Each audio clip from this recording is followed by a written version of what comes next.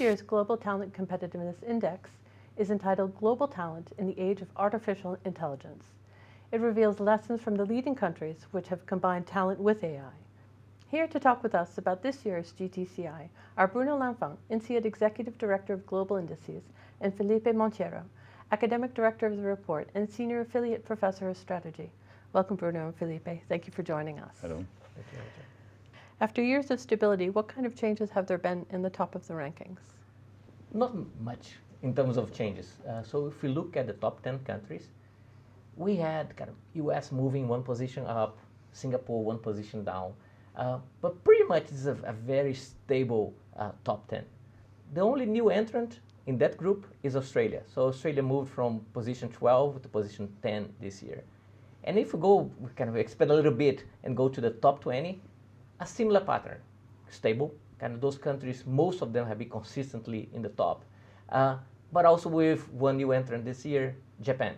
So Japan now is part of the top 20. Maybe something that we can also look at this year differently is, as you mentioned, this year the topic's about global talent in the age of artificial intelligence. So we try to capture somehow some variables that could be proxies for artificial intelligence. Obviously, all those variables, they might not be the perfect proxy, but they're kind of good ones that we can get at a global level, comparable. And this year we included measures related to technology utilization, investment in emerging technologies, robot density.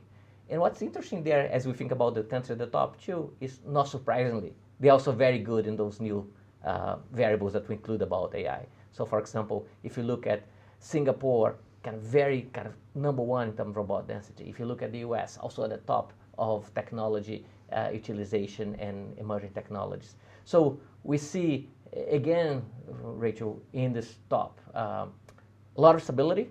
So in one figure of the report, we see how people can work with machines, specifically in the areas of leadership, expertise, creativity, judgment, training, explaining and sustaining. Did the top countries all develop and sustain these specific aspects of talent? Well, when we look at the possible implication of AI on labor market and the future of work, it is very tempting to look at two extremes. On one hand, the tasks that can be easily automated and where clearly AI will have a superiority over human labor. And at the other end of the spectrum, those highly complicated tasks that can only be performed by human, at least in the foreseeable future. In their famous book of 2018, Man plus Machine, Doherty and Wilson emphasized that it is equally important to look at what they call the missing middle. That is the hybrid kind of skills that will be needed to make sure that AI and humans can work together and enrich each other. And in that respect, not all countries are equally prepared. The world of AI is currently led very clearly by the US and China.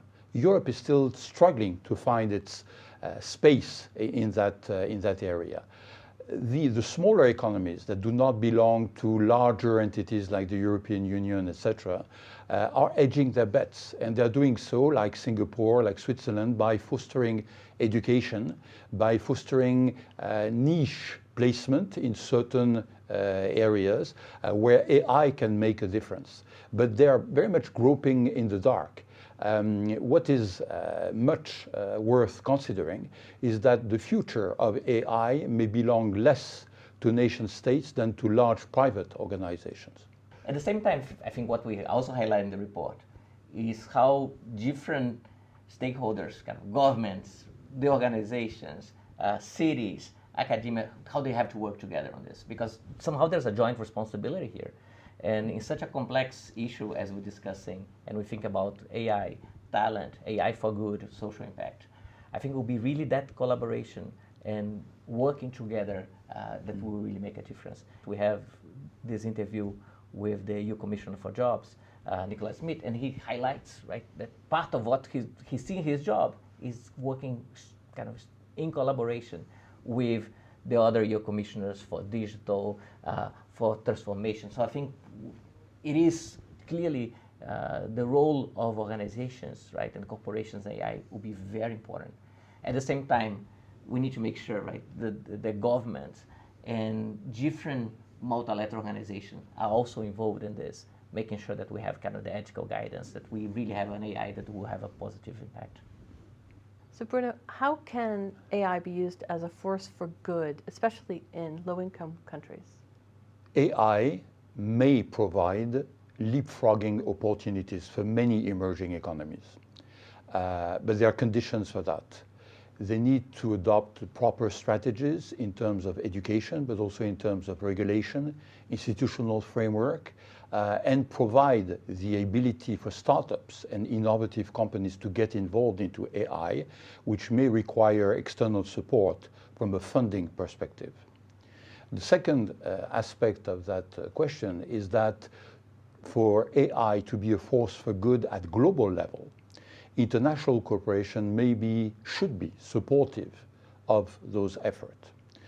Clearly, looking at the ethical and not just social and economic dimensions of AI is something that will be necessary to provide the guidelines, possibly the role models, at least some development paths that these poorer economies may need not to be separated from the rest because of AI. So there are considerable opportunities that need to be explored and can become successful endeavors provided that the right conditions are there. Finally, in the workplace, in all types of economies, the introduction of AI will require a massive reskilling. That reskilling should not be exclusively of a technological nature. It should be accompanied by a true pedagogical effort about the values behind AI, about the end goals, which should not be just about productivity, but also about bringing more meaning in production activities, more cooperative attitudes between the various parts of the workforce. All that is part of a societal effort. So you've broadened the time series analysis in the GTCI this year. What broader trends have you seen in the data? So I think the first thing to say is how important it is to do the longitudinal analysis. Right? At the beginning, you asked me what are the changes in this year's ranking, and obviously we always look, and we say very stable, but we had one new entrant here and there. But if you really want to see patterns, and if you want to see patterns in the data, and smooth any kind of punctual change that you may have in 1 year, looking at the longitudinal, meaning we're looking at a time series of those 7 years of the ranking, is much more robust.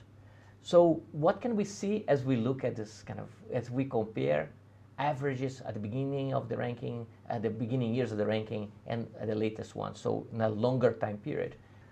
So how have the lower and middle income economies fared in this year's GTCI? Well, first, this year, among the poorer economies, we have 3 in the second quartile, which is not bad. We have Tajikistan, Gambia, and Rwanda. When we go to the higher tiers of the middle-income countries, the leading country is Malaysia, 26. And Malaysia has a recipe for success, which is employability. They have a remarkable good match between labor supply and labor markets. The second ranking country among upper middle income countries is Costa Rica, 37th. Costa Rica has a remarkably good performance on the input side, attract and grow talent. Then we have China, 42nd, with a highly contrasted performance. Clearly, China still faces a number of challenges around talent, which will take time for an economy of that size. The other BRICS are ranking lower, so also a number of challenges to address in that context. Among the lower middle income countries, we have only 3 that are part of the third quartile. They are the Philippines, Ukraine, and Indonesia.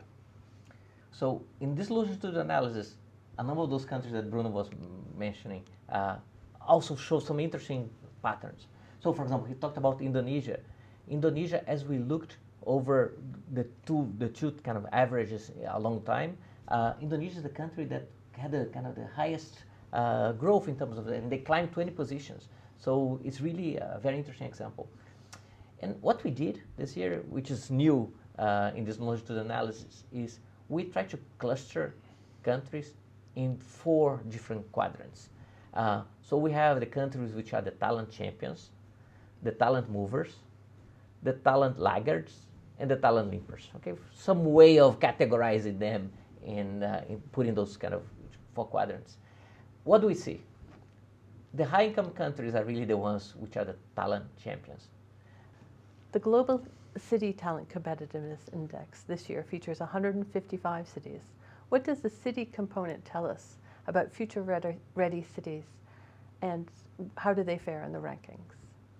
Well, this year, with this expanding set of cities, we see that US cities are strong in terms of talent competitiveness. We also see that there is an advantage in being a big city.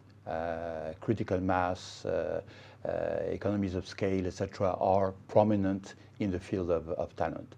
And we also see that a number of initiatives are becoming increasingly innovative at the level of cities regarding talent, and especially AI. AI is an area in which cities have developed strategies to attract the right kind of talent, AI related, mostly under the heading of smart cities. It is because they want to become smart cities, develop smart grids, smart parking, smart lining, smart everything, that they also need smart citizens. They also need to have an engagement of the citizens in building this new type of cities. And AI can play a significant role in there. What we see is that an increasing number of cities are becoming the natural test bed for new AI technologies and experiments. Video surveillance, facial recognition are clear examples which have raised many issues. This year in the report, we see a significant increase of the number of Chinese cities that we've been able to cover. And there also, a number of lessons can be learned. What Beijing has been able to develop in combining talent strategies and innovation strategies in imaginative ways is also a source of many interesting lessons for many cities around the world. So we hope that the angle that the report has brought this year with this increased size of the sample of cities covered will be helpful to develop further thinking about what cities can do about talent and AI. Yeah, and it's also interesting to see that INSEAD locations in San Francisco, Paris, and Singapore, the 3 of them are in the top 10 ranking this year. Okay, thank you very much for joining us. Thank you. Thank you.